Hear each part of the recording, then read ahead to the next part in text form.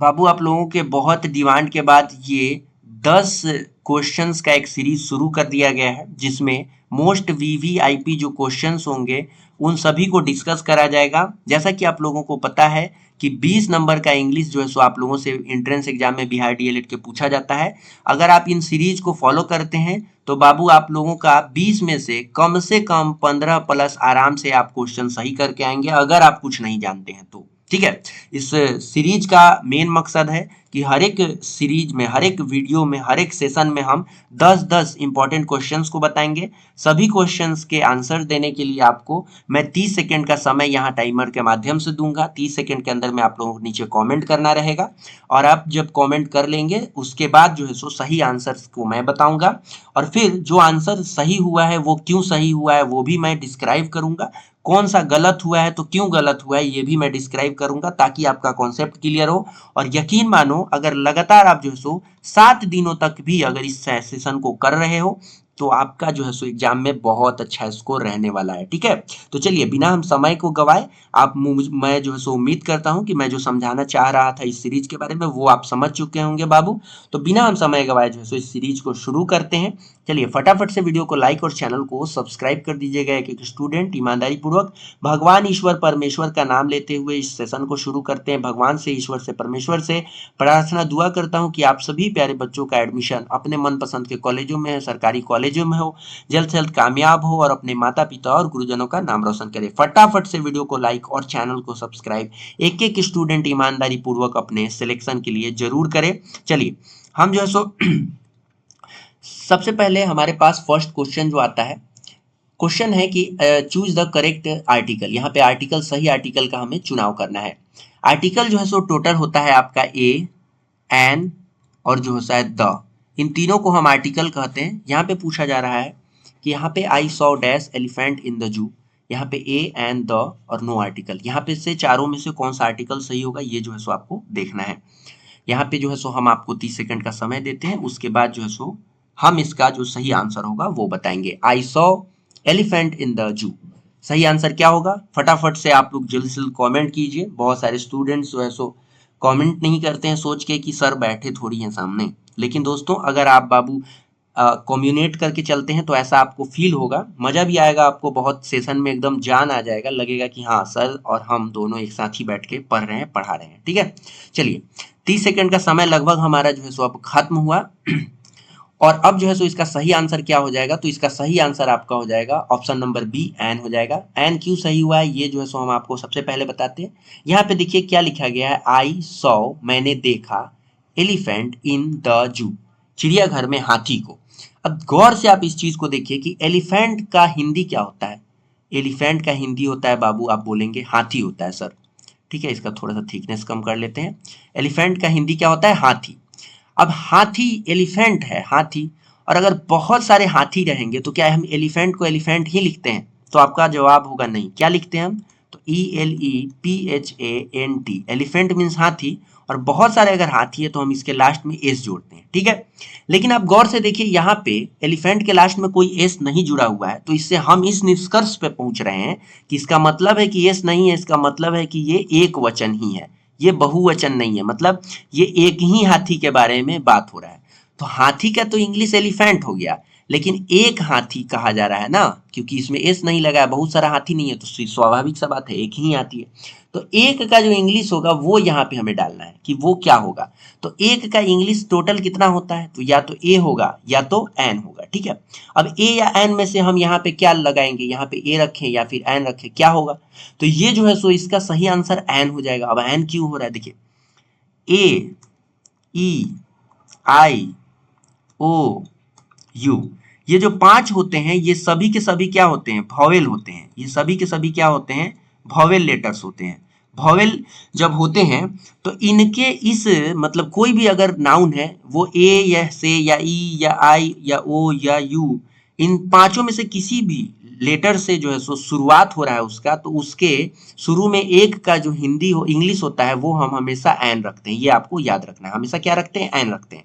तो इसी कारण से जो है सो आपको यहाँ पे एन का यूज हुआ है, बाकी ए का यूज क्यों नहीं हुआ है? तो ए का यूज इसलिए नहीं हुआ है क्योंकि यहाँ पे जो है सो वॉवेल से शुरू हुआ है। अगर कॉन्सोनेंट से शुरू होता, मतलब 26 लेटर टोटल इंग्लिश लैंग्वेज में होता है ना, उसमें से अगर 5 छोड़ दिया जाए तो बाकी का जो 21 होता है, जैसे ए बी है, सी है, डी है, जे है, के है, इन सभी चीजों से अगर शुरू होता आपका तो आपको एन ए लगता है। ठीक है, तो यहाँ पे ए क्यों नहीं लगा ये समझ में आ गया, एन क्यों नहीं लगा ये क्यों लगा ये समझ में आ गया। अब जो है सो यहाँ पे द का यूज क्यों नहीं हुआ है? तो देखिए, अगर यहाँ पे ए या एन का यूज नहीं हुआ होता बाबू, तो हम यहाँ पे द का यूज करते। अगर यहाँ पे ऑप्शन में ए या एन नहीं रहता तो द का यूज करते, क्योंकि द का यूज जो है सो काफी जो है सो एक लंबा जो है सो इस पे चर्चा किया जा सकता है, लेकिन आप लोगों को उस तरह से जो है सो गहराई में जाने की बिल्कुल भी आवश्यकता नहीं, जितना एग्जाम के लिए जरूरत है आप उतना पढ़िए। हालांकि जो है सो मैं द ए एंड द से रिलेटेड एक विस्तार पूर्वक वीडियो आप लोगों के लिए ले आऊंगा, आप लोगों के लाइफ टाइम वो चीजें काम आएंगी, मुझे इस चीज का पूरा यकीन है। ठीक है दोस्तों, अभी देखिए द के बारे में बात कर लेते हैं कि द कब लगता है। देखिए, जब यहाँ पे ए या एन का ऑप्शन आपको नहीं दिया जाता तो द यहाँ पे लग जाता। अब द क्यों लगता है? क्योंकि मान लेते हैं कि मैंने चिड़ियाघर में हाथी को देखा, तो कहने का मतलब है हाथी को देखा, तो दुनिया के सभी हाथी को नहीं ना देखा, बहुत सारे भी अगर हाथी को हम देखा, मान लेते चिड़ियाघर में गए 10 हाथी को देखे, तो एलिफेंट्स को देखे, मतलब बहुत सारे एलिफेंट्स को, लास्ट में एस लगा दिए एलिफेंट के, लेकिन फिर भी वो जो है सो कोई ना कोई खास हाथी को हम देखे ना, तो इसीलिए वहां पे द का यूज ही होता है। ठीक है, लेकिन यहाँ पे द का यूज इसलिए नहीं हो रहा है क्योंकि हमारे पास जो है सो एकदम एक का एग्जैक्टली इंग्लिश जो होता है ए या एन, वो जो है सो हमको दिया हुआ है, तो उसमें से हम एक चूज कर दिया। नो आर्टिकल इसलिए नहीं लगेगा क्योंकि बिना आर्टिकल के ये सेंटेंस पूरा ही नहीं होगा। ठीक है, इसीलिए ये नहीं लगेगा, समझ गया आप। चलिए अब हम नेक्स्ट क्वेश्चन की ओर बढ़ जाते हैं। चलिए अब जो है यहाँ पे हम बात कर लेते हैं, दूसरा नंबर क्वेश्चन है कि करेक्ट टेंस आपको जो है सो इसमें से चूज करना है कि करेक्ट टेंस क्या होगा। क्वेश्चन है she dash to a school every day, वह जो है सो स्कूल रोज। ठीक है, इसका इंग्लिश क्या होगा? यहाँ पे जो है सो गो होगा, गोज होगा, गोइंग होगा, गोन होगा, क्या होगा? चलिए हम जो है सो आपको 30 सेकेंड का जो है सो टाइमर लगा के समय दे दिए, आप फटाफट से नीचे कॉमेंट कीजिए सोच समझ के, और फिर जो है सो हम आपको इसका एक्सप्लेनेशन अच्छे से देंगे। अगर बाबू आप लोग को गलत हो रहा है, मतलब आप अगर क्वेश्चन सही से नहीं अटेम्प्ट कर पा रहे हैं, गलत हो जा रहे हैं, तो घबराने डरने की बात नहीं है। आप एकदम आश्वस्त रहिए कि ये जो सेशन है ये लगभग 6 से 7 वीडियो और अपलोड होगा, तो आप लोगों का कॉन्सेप्ट बहुत क्लियर हो जाएगा, मैं वादा कर रहा हूँ आप लोगों से। ठीक है, चलिए हमारा 30 सेकंड कंप्लीट हुआ। बहुत सारे बच्चों ने जो है सो कमेंट किया, आप लोगों को बहुत बहुत साधुवाद है, क्योंकि आप लोग जो है सो अपने कंफर्ट जोन से बाहर निकल रहे हैं, डर नहीं रहे हैं, और जो भी आपको लग रहा है कि सही है या गलत है वो जो है सो आप कमेंट कर रहे हैं। चलो बाबू, अब जो है सो हम इसके सही आंसर्स की तरफ बढ़ जाते हैं। सही आंसर्स हो जाएगा इसका ऑप्शन नंबर बी, हो जाएगा गोज। अब गोज क्यों लगा है ये हम बताएंगे। सबसे पहली बात है कि सी, इसका इंग्लिश हिंदी क्या होगा ये देख लेते हैं पहले। She dash to school every day. ठीक है, अगर आप लोग टेंस पढ़े होंगे तो आप लोगों को पता होगा कि जैसे कि एक होता है प्रेजेंट इंडेफिनिट टेंस। ठीक है, मुझे नहीं पता कि आप लोगों में से कितने लोग अभी टेंस पढ़े होंगे, लेकिन आप लोग टेंशन लेने की आवश्यकता नहीं है अगर आप टेंस के बारे में उतना नहीं जानते हैं तो, क्योंकि हम आपको टेंस में मत नहीं उलझाएंगे। ठीक है, अगर आपको टेंस नहीं भी आ रहा है फिर भी जो है सो हम अभी आपको आगे जो बताएंगे वो आपको समझ में आएगा, इसलिए ध्यानपूर्वक देखिए। देखिए, पास्ट प्रेजेंट इंडेफिनिट एक टेंस होता है जिसके अंदर में V1 मतलब वर्ब का प्रथम रूप या फिर वर्ब का पांचवा रूप जो है सो यूज होता है। ठीक है, अब यहाँ पे क्या है कि she dash to school every day. ठीक है, यहाँ पे जो गोइंग शब्द है, गोइंग जो शब्द है, ये गोइंग जो वर्ब है, वर्ब, ये भी का कौन सा रूप है? चौथा रूप है। भी का चौथा रूप कब आता है? भी के चौथा रूप के आने से पहले हमेशा एम या फिर इज या फिर आर, इन तीनों में से कोई एक जरूर आएगा। अगर इन तीनों में से कोई एक जरूर आएगा तभी जाके जो है सो भी का चौथा रूप लगेगा। अगर ये नहीं आ रहा है, अगर ये नहीं है, तो आपका भी का चौथा रूप भी नहीं लगेगा। तो इसीलिए भी का चौथा रूप लग नहीं रहा है क्योंकि सी के बाद में एम इज आर कुछ नहीं है, तो डायरेक्टली वर्ब हम कैसे लगाएंगे? तो ये तो लगेगा नहीं। तीसरा जो है सो आपको जो है सो गो और गोज में से दोनों में से एक कोई लगेगा। क्यों लगेगा? देखिए, एवरीडे का मतलब होता है रोज जाना। ठीक है, रोज, रोज जो है सो जाना। अब रोज जब जाया जाता है तो वो काम जो है सो इंडेफिनिट हुआ, कहने का मतलब कोई समय नहीं बताया गया कि अभी जाया जा रहा है कि कल जाया जाएगा। कहा जा रहा है कि रोज वो जो है सो स्कूल रोज जाती है, डेली जाती है। ठीक है, एवरीडे मतलब रोज जाती है। तो इसमें क्या हुआ कि आपको वर्ब का पहला रूप या फिर पांचवा रूप लगता है। ठीक है, जो भी चीज जो है सो आपके डेली से जुड़ा हो, जो कि एक हैबिट टाइप का चीज हो, ठीक है, ये ट्रिक हम आपको बताते हैं। अगर आपको टेंस के बारे में कुछ नहीं पता है, फिर भी अगर कोई सेंटेंस आपको दिख रहा है जिसमें आपको दिख रहा है कि कोई भी सब्जेक्ट है जो कोई भी काम हैबिट के बेसिस पे कर रहा है, ठीक है, कोई भी सेंटेंस पढ़ के आपको ऐसा लग रहा है कि उसमें कोई हैबिट है, मतलब वो एक आदतन वो चीज होते जा रहा है, हो रहा है रेगुलर बेसिस पे, रूटीन बेसिस पे, तो वो जो है सो उस सेंटेंस में वर्ब का पहला रूप या फिर वर्ब का पांचवा रूप लगता है। ठीक है, ये समझ गए आप। ठीक है, अगर आपको टेंस नहीं आ रहा है फिर भी पूछे कैसे। अब ये चीज अगर आप ट्रिक को लिख लेते हैं कहीं पे, ये ट्रिक हो गया, आप स्टार करके कहीं पे लिख सकते हैं कि अगर हैबिट किसी भी सेंटेंस में आपको दिख रहा है, लिखिए, आप लिखिए, हम बोल रहे हैं, देखिए, लिखिए कि हैबिट किसी भी सेंटेंस में मालूम पड़े, लगे कि हाँ इसमें हैबिट है, मतलब आदतन कोई चीज हो रहा है, तो वहां पे वर्ब का पहला रूप या वर्ब का पांचवा रूप लगता है।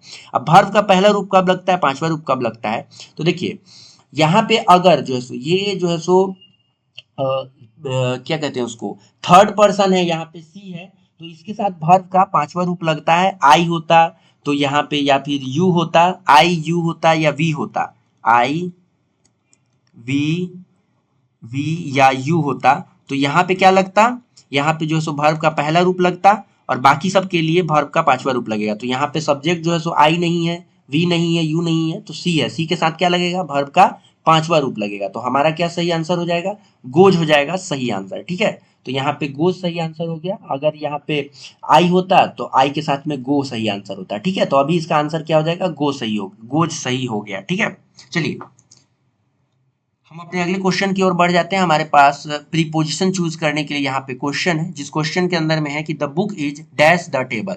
इस क्वेश्चन के लिए 30 सेकंड का समय बहुत ज्यादा होगा। आप लोगों से उम्मीद है कि आप लोग इसको 10 सेकंड भी बहुत होगा, आप लोग फटाक से जो है इसका आंसर दे देंगे। फिर भी मैं 30 सेकंड का समय देता हूँ, चलिए फटाफट से आप लोग कमेंट कीजिए।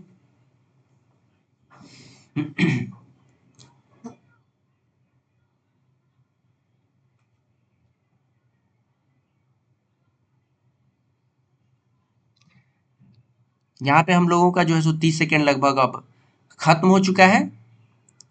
और यहाँ पे इसका सही आंसर क्या हो जाएगा, तो बाबू इसका सही आंसर हो जाएगा बी, ऑप्शन नंबर बी इसका सही आंसर हो जाएगा। कैसे, देखिए, the book is dash the table, कहने का मतलब कि कोई टेबल है, मान लेते हैं ये एक टेबल है, तो टेबल बुक के किस जगह होगा, यहाँ पे बुक इज, यहाँ पे चार ऑप्शन आपको दिया हुआ है। मे, इन का मतलब क्या होता है, मे।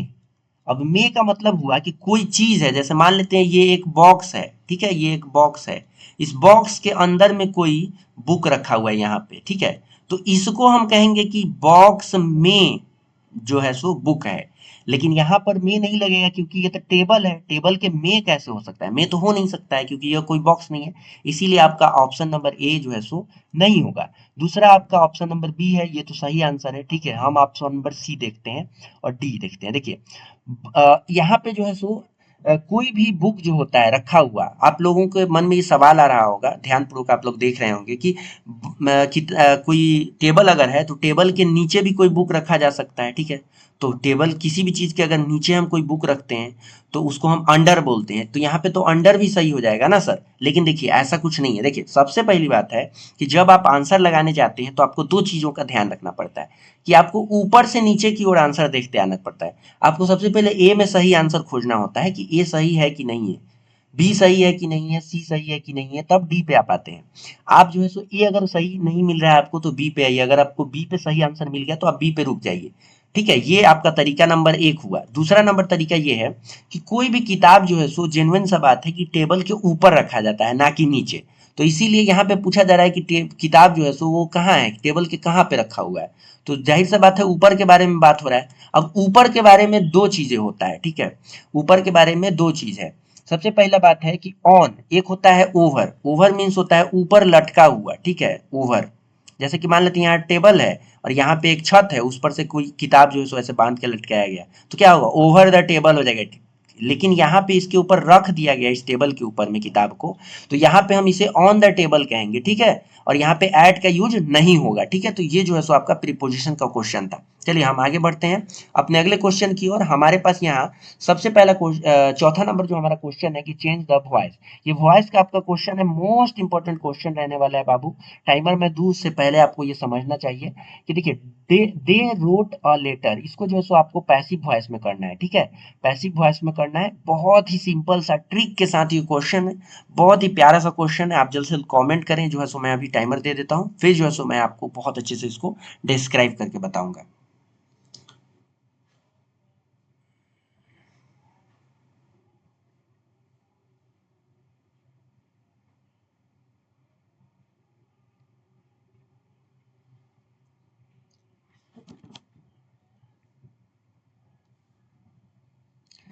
चलिए हम लोगों का अब टाइमर लगभग खत्म हो चुका है और अभी इसको जो है सो हम डिस्क्राइब करके अब हम बताते हैं। देखिए क्वेश्चन है कि इसको हम लिख लेते हैं यहाँ पे, दे रोट ए लेटर। क्या कहा जा रहा है कि इसको पैसिव वॉइस में कन्वर्ट करने के लिए, पैसिव वॉइस में कन्वर्ट करने के लिए बाबू मैं आप लोगों को एक ट्रिक बता दूं। देखिए वॉइस अगर आप नहीं भी जानते हैं, थोड़ा बहुत टेंस जान रहे हैं तो आपका काम चल जाएगा। देखिए कैसे, यहाँ पे ये जो आपका डे रोट लेटर दिया गया है, इसमें आप ध्यान पूर्वक देखिए तो इसमें सब्जेक्ट कौन है आपका, तो आप कहेंगे, इसका पेन का मैं कलर चेंज कर लेता हूँ, ये व्हाइट रहा, ठीक।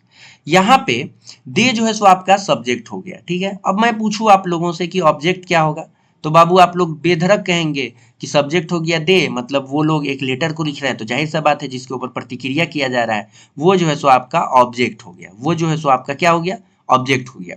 तो बाबू यहाँ पे मैं वर्ब के बारे में पूछूंगा तो आप फिर कहेंगे कि आप मेरा वर्ब जो है वो जो है सो आपका रोट हो गया यहाँ पे, ठीक है।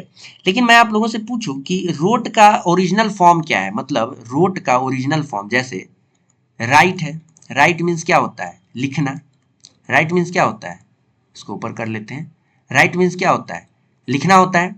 अब यहाँ पे राइट का दूसरा, ये राइट जो है सो आपका वर्ब का पहला रूप हो गया, राइट का दूसरा रूप हो गया रोट, जो कि आपका वर्ब का दूसरा रूप होता है, ठीक है। यहाँ पे जो है सो वर्ब का तीसरा रूप होता है रिटेन, ठीक है। ध्यानपूर्वक देखिएगा, बहुत इंपॉर्टेंट बात बता रहे हैं, आपको बहुत काम आएगा, ठीक है।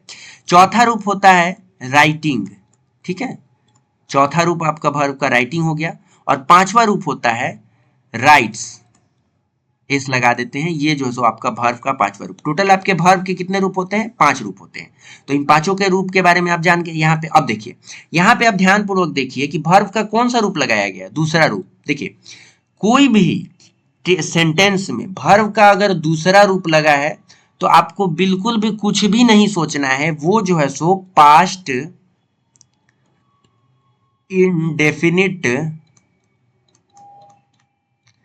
टेंस का जो है सो सेंटेंस होता है, ठीक है। वर्ब का दूसरा रूप आपको जहां भी दिख जाए, वर्ब का दूसरा रूप आपको जहां भी दिख जाए तो आप मान के चलिए, मान के नहीं मतलब 110% श्योर हो जाइए कि आपका पास्ट इंडिफिनिट टेंस का वो सेंटेंस है, ठीक है। ये तो हम आपको टेंस समझाने के लिए बता दिए। अब देखिए अगर आपको टेंस नहीं पता है बिल्कुल भी, फिर भी टेंशन नहीं लीजिए। देखिए क्या करना है कि दे रोट ए लेटर, इसका हिंदी क्या हुआ, पास्ट का सब्जेक्ट है ना, ये पास्ट का मतलब ये है ना, सेंटेंस है, तो सीधा सा बात है पास्ट इंडिफिनिट मतलब उन्होंने एक पत्र लिखा। कब लिखा, किस समय में लिखा, ये हमको अनिश्चित है, निश्चित कोई है नहीं कि कल लिखा, परसों लिखा, 5 दिन पहले लिखा, बचपन में लिखा, नहीं कुछ है। दे रोट, उन लोगों ने एक जो है सो पत्र लिखा, पास्ट में लिखा, ये चीज हमें पता है, अनिश्चित है इसलिए इंडिफिनिट है, तो पास्ट के इंडिफिनिट काल में हुआ तो टेंस हो गया, समझ गए आप, ये पास्ट इंडिफिनिट टेंस हुआ बाबू। मैं आप लोगों को एक स्पेशली वीडियो बना करके आप लोग कमेंट करेंगे तो टेंस के ऊपर मैं ट्रिक्स के साथ दे दूंगा, यकीन करिए आप लोगों को वो वीडियो में ही पूरा का पूरा टेंस मैं याद ना करा दूं तो फिर कहना, ठीक है। लेकिन आपको बाबू इसके लिए कमेंट करना होगा, लाइक्स जो है इस वीडियो पे अच्छा रिस्पॉन्स देना होगा, then I will do a video for you. चलिए प्यारे बच्चों, यहाँ पे जो है सो यहाँ पे क्या करेंगे हम कि पास्ट इंडिफिनिट टेंस है, ठीक है। तो अब हम क्या करेंगे कि दे रोट ए लेटर, तो कोई भी चीज का जो पैसिव बनाना होता है, ये ट्रिक है कि जो ऑब्जेक्ट का पहचान कीजिए और ऑब्जेक्ट को आप सबसे पहले पहले लिख दीजिए। तो इसमें जो है सो आपका जो है सो ऑब्जेक्ट सबसे पहले आ जाएगा। तो सबसे पहले जब ऑब्जेक्ट आएगा तो इसका जो है सो हम व्हाइट कर लेते हैं। सबसे पहले ऑब्जेक्ट आएगा तो ऑब्जेक्ट क्या है, ए लेटर, तो ए लेटर को हम पहले लिखते हैं, ए लेटर, ठीक है, ये ऑब्जेक्ट आ गया। अब हम क्या करेंगे, अब हम वर्ब देंगे। तो वर्ब जब दिया जाता है तो जैसे पास्ट का इंडिफिनिट टेंस का जब वर्ब दिया जाता है ना, तो उसमें क्या होता है, वाज या वेयर लगाया जाता है। तो एक लेटर सिंगुलर है या प्लूरल है, एक लेटर मतलब एक पत्र, एक वचन है कि बहुवचन है, मतलब एक है कि बहुत है, एक है तो एक है तो एक वचन है, मतलब एक वचन को हम क्या कहते हैं, एक वचन को, एक वचन को हम क्या कहते हैं, सिंगुलर कहते हैं। देखिए बाबू, बहुत सारे प्यारे बच्चों को ये चीज पहले पता होगा, जो अभी हम सिंगुलर प्लूरल लिख रहे हैं। तो आप लोग को बिल्कुल अपसेट नहीं होना है, आप लोगों के बहुत सारे इसमें भाई बहन ऐसे भी हैं जो बाबू को पता नहीं होगा इस चीज के बारे में। तो आप लोग को बिल्कुल एम्बेरस नहीं लेना है, हम सबको एक साथ एकजुट लेके चलेंगे। तो आप लोगों को बिल्कुल भी भागने की आवश्यकता नहीं है, ठीक है, सबको मिला के चलेंगे हम। तो एक वचन का मतलब सिंगुलर हुआ, अब बहुवचन का मतलब प्लूरल हुआ। तो यहाँ पे क्या है कि ए लेटर, ए लेटर एक लेख है, एक है, तो अब एक के साथ वाज लगेगा कि वेयर लगेगा, तो सीधा सा बात है, आप लोगों को पता होगा कि वॉज लगेगा, ठीक है बाबू। अब हम बात कर लेते कि ए लेटर वॉज हो गया। अब यहाँ पे क्या है कि राइट, रोट का मतलब राइट मीन्स लिखना होता है ना, तो अब इसका कौन सा रूप लगेगा, तो कोई भी जो पैसिव टेंस आपको एक्टिव वॉइस से पैसिव वॉइस कोई भी टेंस का बनाना हो तो एकदम मूल मंत्र याद रखिए, एक हम अभी नोट आपको लिखवा रहे हैं, लिखिए कि कोई भी एक्टिव एक्टिव वॉइस से पैसिव वॉइस में कन्वर्ट करने पर हमेशा भी3 का ही उपयोग होगा, ठीक है दोस्तों। यहाँ पे जो है सो हमेशा भी3 का उपयोग होगा, चाहे कोई भी टेंस हो एक्टिव वॉइस में, लेकिन जैसे ही हम उसको पैसिव वॉइस में करते हैं तो बाबू आपका जो है सो वो हमेशा ही वर्ब का तीसरा रूप पैसिव वॉइस में जाके बन जाएगा। तो अब बताइए, राइट का वर्ब का तीसरा रूप क्या होता है, a letter was written, verb का तीसरा रूप क्या है, रिटेन होता है ना, देखिए यहाँ पे रिटेन है वर्ब का तीसरा रूप, देखिए। तो यहाँ पे हम क्या करेंगे, रिटेन लिख देंगे, ठीक है। तो ए लेटर वॉज रिटेन, उसके बाद में किसके द्वारा, तो जिसके द्वारा लिखा जाता है या फिर जो भी कार्य किया जाएगा, मतलब कि जो आपका सब्जेक्ट होता है उसको बाई करके, बाई बाई, और उसके बाद में दे और सब्जेक्ट है, इसका ऑब्जेक्ट रूप क्या होता है, देम होता है, आप लोग को पता है बाबू। तो आप जो है लिख देंगे, सही आंसर आपका हो जाएगा a letter was written by them. यहाँ पे आप आंसर देख लीजिए, कहाँ a letter writes by them, गलत है आपका ए। दूसरा है a letter is written by them, गलत है क्योंकि यहाँ पे इज है, वॉज होना चाहिए। A letter was written by them, ये आपका सही है, ठीक है, ऑप्शन नंबर सी। और A letter written by them, ये जो है सो आपका गलत है क्योंकि यहाँ पे रिटेन डायरेक्ट दिया गया है, कोई भी जो है सो यहाँ पे दूसरा वर्ब यहाँ पे दिया ही नहीं गया है, ठीक है। तो ये भी जो है सो आपका गलत है। सही आंसर आपका क्या हो गया, सी हो गया। क्यों हो गया, आप समझ गए, बिल्कुल अच्छे से समझ गए, बिल्कुल घबराना नहीं है। अगर आप लोग डिमांड करते हैं बाबू तो आप लोगों को स्पेशल क्लास ला करके मैं टेंस क्लियर कर दूंगा, एक ही वीडियो में आपका कंप्लीटली याद हो जाएगा, और इतना मैं कंठस्थ करा दूंगा कि आपको याद करने का जरूरत नहीं पड़ेगा, हंसी खेल में आपको याद हो जाएगा, ठीक है। चलिए हम अपने अगले सवाल की तरफ बढ़ते हैं। हमारे पास अगला सवाल जो है वो जो है सो कुछ इस प्रकार से है कि साइनोनिम है, ये बहुत ही लड्डू सा क्वेश्चन है जो आप लोगों के पास, कि साइनोनिम जो है सो मतलब पर्यायवाची शब्द, मतलब हैप्पी के तरह सेम टू सेम वर्ड कौन सा है जिसका मतलब सेम हो लेकिन लिखा हुआ कुछ और है। इन चारों में से कोई एक होगा। चलिए हम आपको टाइमर स्टार्ट करके देते हैं 30 सेकंड का, आप फटाफट से जो है सो हमें बताइए। चलिए टाइमर आप लोगों का शुरू हो चुका है 30 सेकंड का। अब यहाँ पे क्वेश्चन है, choose the synonym of happy. Happy means होता है खुश होना। अब खुशी का पर्यायवाची यहाँ पे चारों में से कौन सा है, आप लोगों को पहले ही पता चल गया होगा। चलिए हम इसको 20 सेकंड पे रोक देते हैं, 30 सेकंड नहीं देते हैं, या फिर चलिए हम 30 सेकंड दे देते हैं, नहीं तो आप लोग कहिएगा कि सर बेईमानी कर रहे हैं। चलिए और बाबू वीडियो को लाइक और चैनल को सब्सक्राइब आप लोग जरूर कीजिएगा ईमानदारी से, ठीक है। बहुत मेहनत से जो है सो हम अभी आपको पढ़ा रहे हैं। Choose the synonym of happy. Happy का मतलब क्या होता है बाबू, हैप्पी का मतलब होता है खुश, खुश, ठीक है। जैसे आई एम हैप्पी तो मैं खुश हूं, ठीक है। यहाँ पे सैड है, सैड का मतलब होता है उदास, तो क्या खुश का मतलब उदास होना होता है, नहीं, खुशी का उल्टा ना उदासी हुआ, तो यहाँ पे उदास गलत हो गया, तो मतलब हमारा ए सही नहीं होगा। जॉयफुल हो गया, ये आपका सही आंसर होगा, क्योंकि जॉयफुल का मतलब होता है जैसे उत्साह, खुशी पूर्वक उस टाइप का हुआ, ठीक है। तो जॉयफुल आनंद पूर्वक हुआ, ठीक है, आनंदमय हुआ, ठीक है, कि मतलब आनंद से हम भरे हुए हैं, तो जॉयफुल हुआ, खुशी से भरे हुए जॉयफुल।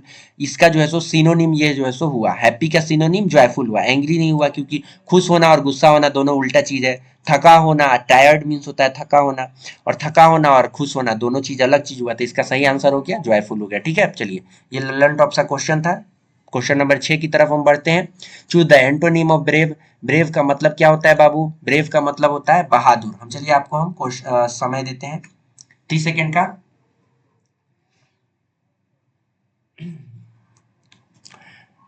यहाँ पे बहादुर का मतलब होता है, ब्रेव का मतलब होता है बहादुर। अब आप लोगों को ये देखना है कि इसमें से आप लोगों के लिए सही जो है सो आंसर कौन सा होगा, ठीक है।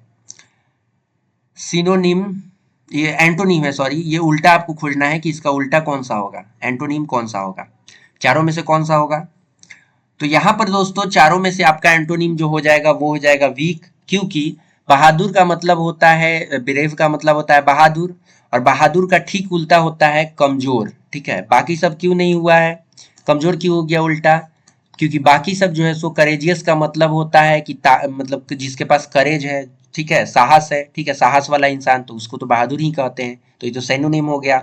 स्ट्रांग भी हो गया, मजबूत, वो भी मतलब सिनोनिम हो गया। आपका जो है सो फियरलेस होना, मतलब कि नीडर होना, ये भी बहादुरी की ही जो है सो एक का ही एक गुण है, तो ये भी जो है सो सिनोनिम हो जाएगा। और कमजोर होना जस्ट इसका उल्टा हुआ, तो ये जो है सो आपका सही आंसर हो गया। हम अपने अगले क्वेश्चन की ओर बढ़ जाते हैं। करेक्ट स्पेलिंग के बारे में यहाँ पे पूछा जा रहा है कि इसमें से चारों में से कौन सा सही स्पेलिंग है। चलिए, आप लोगों को 30 सेकंड का समय दिया जाता है, फटाफट से बताइए।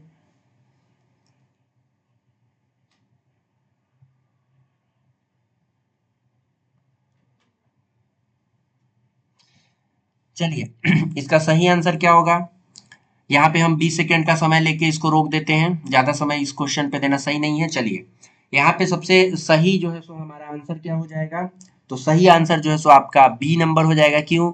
रिसीव का स्पेलिंग यहाँ पे RECIEV होता है, जो कि यहाँ पे गलत है। यहाँ पे RECEIVE ये जो है सो आपका सही आंसर होता है। ये जो है सो आपको याद रखना पड़ेगा, ठीक है बाबू। अगर आपको याद नहीं है तो इसको इस तरह से याद कर सकते हैं, RE से री, सीभ, ठीक है, सी, देखिए सी पढ़ रहे हैं तो ई आ रहा है मेरे मुंह में, जैसे री, सी, सी इब, ठीक है। इस तरह से आप तोड़ के याद कर सकते हैं, ये बाकी सब गलत है। चलिए हम अगले क्वेश्चन की ओर बढ़ जाते हैं। हमारा अगला question word one word substitution है, मतलब इन सभी के लिए, अनेक शब्दों के लिए एक शब्द है। A person who rights book, इसका आंसर सही क्या होगा? मतलब एक इंसान जो कि किताब लिखता है, बुक राइट करता है, लिखता है, उसको हम क्या कहते हैं इंग्लिश में? मतलब एक इन चारों में से कौन सा होगा? आप लोगों को पहले ही इसका आंसर मिल गया होगा, लेकिन फिर भी मैं फॉर्मेलिटी के लिए 15 सेकंड का आपको समय दे रहा हूँ, ठीक है। चलिए फटाफट से कमेंट कीजिए। लास्ट में जो है सो आप लोगों से ये भी पूछूंगा कि आप लोगों में से किस बच्चे का जो है सो कितना सही हुआ है, ठीक है। चलिए, हमारा जो है सो सही आंसर इसका हो जाएगा आपका ऑप्शन नंबर सी हो जाएगा सही आंसर, ऑथर हो जाएगा। क्योंकि एक्टर का मतलब होता है अभिनेता, अभिनेता जो कि होता है हीरो, जो आपको मूवी में दिखता है, हीरो, गुंडा, मवाली, जो भी कहें।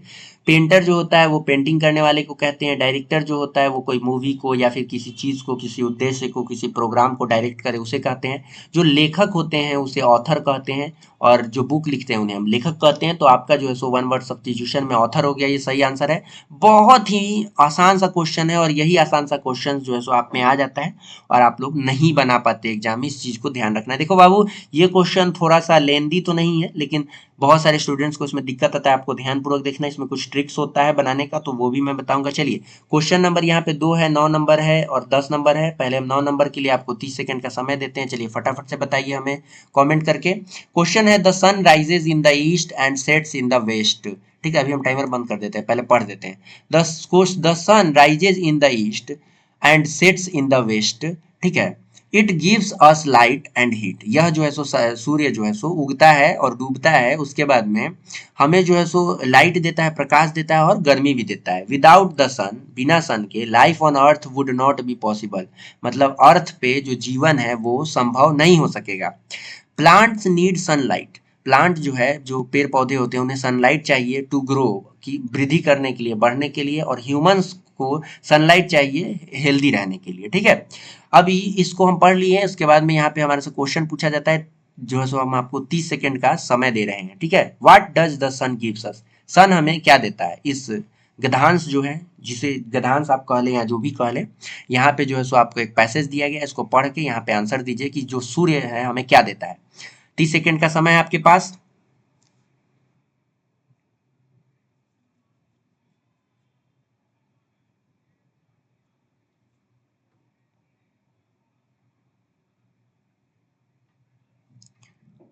चलिए, सन हमें क्या देता है, तो यहाँ पे हमने पढ़ा कि सन हमें क्या देता है, it gives light and heat. यहाँ पे देखिए ऑप्शन क्या है, ओनली लाइट गलत हो जाएगा, ओनली हीट गलत हो जाएगा, लाइट एंड हीट ये सही आंसर हो जाएगा, ऑप्शन नंबर सी हो गया। चलिए ऑप्शन क्वेश्चन नंबर जो है सो आपका 10 देखते हैं, जो अंतिम क्वेश्चन है। इस क्वेश्चन का आंसर बताने से पहले मैं आप लोगों को बता दूं कि बाबू, आप लोगों को टेलीग्राम का लिंक इस वीडियो के नीचे मिल जाएगा। उस टेलीग्राम के लिंक को जरूर से जरूर जाके ज्वाइन कर लीजिए, क्योंकि एडमिट कार्ड का ऑफिशियल लिंक से लेकर के सब कुछ सबसे पहले इस ग्रुप में डाला जाता है। इस ग्रुप में आपको फ्री में तैयारी कराया जाता है, सारा नोट्स वगैरह सब कुछ अवेलेबल कराया जाता है। कोई भी दिक्कत आपको परेशानी होता है तो सैकड़ों की संख्या में स्टूडेंट्स यहाँ पे जुड़े हुए हैं, आप उन लोगों से बात कर सकते हैं, और कुछ ही किसी परेशानी में मुझसे भी जो है सो आप डायरेक्टली बात कर सकते हैं। तो टेलीग्राम का लिंक नीचे डिस्क्रिप्शन में भी है, कमेंट बॉक्स में भी है, आप दोनों जगह से जाके जल्द से जल्द ज्वाइन कर लीजिए। सैकड़ों हजारों की संख्या में पहले से वहाँ स्टूडेंट्स जुड़े हुए हैं, आप जल्द से जल्द जुड़िए।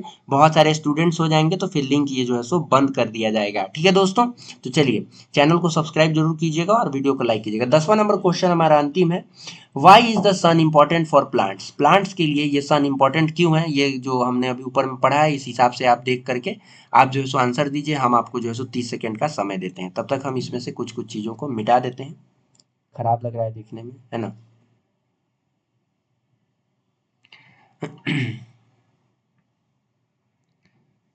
फटाफट से जो है सो कमेंट कीजिए बाबू। चलिए, यहाँ पे हम लोगों का 30 सेकंड लगभग होने वाला है।